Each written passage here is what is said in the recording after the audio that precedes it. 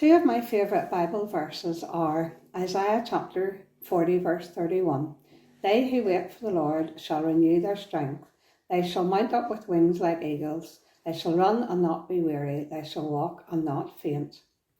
Also Philippians chapter 4 verse 13. I can do all things through Christ who strengthens me. This latter verse is the one that I held on to when Andrew was called to be a minister. I wondered, would I be called upon as a minister's wife to be, say, a flower arranger, which I can't do? Or would I be asked to play the piano, which, although I did play and passed some theory and practice exams, I didn't have the confidence to play in public.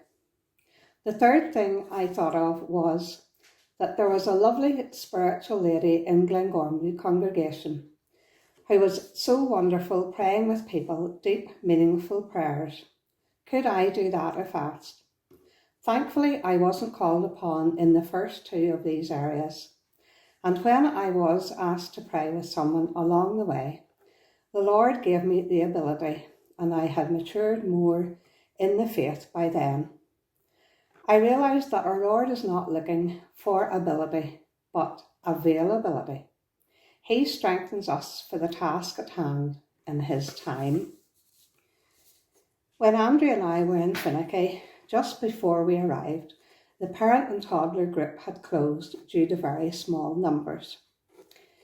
I had been looking for an extra avenue to serve the Lord and had a couple of ideas about volunteering for charity work outside the church. I hadn't made any inquiries, and then I felt the Lord leading me about restarting the parent and toddler group. This was an area that I had never been involved in, but the Lord strengthened me to go ahead.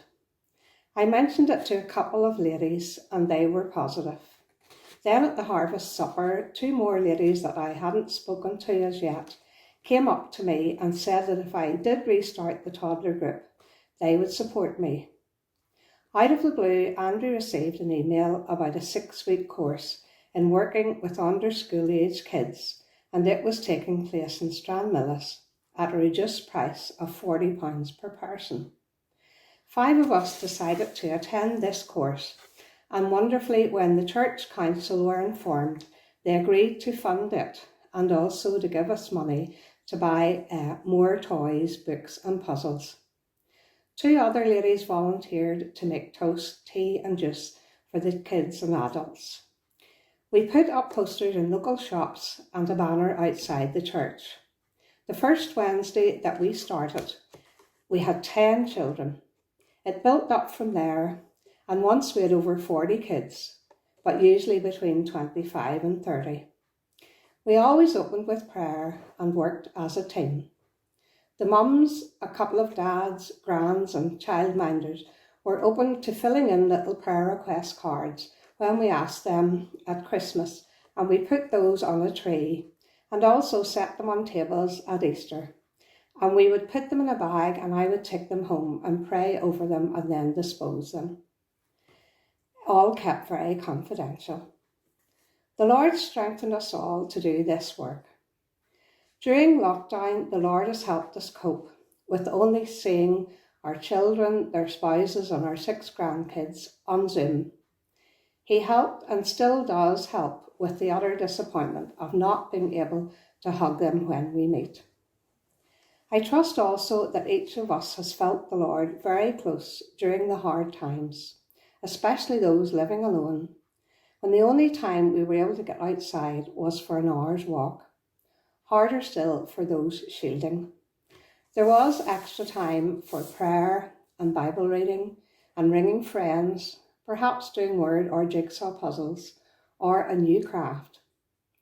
When life is very tough, we find that the Lord is enough. He never leaves us or forsakes us. He is an ever-present help in trouble. I just want to finish with these words that I wrote out from a Johnny Erickson Tara devotional that Andrew and I read each night before bedtime. I find these words very helpful and I hope you do too. Under His wings I'm safely abiding, though the night deepens and tempests are wild. Still I can trust him, I know he will keep me. He has redeemed me, and I am his child. Under his wings, who from his love can sever?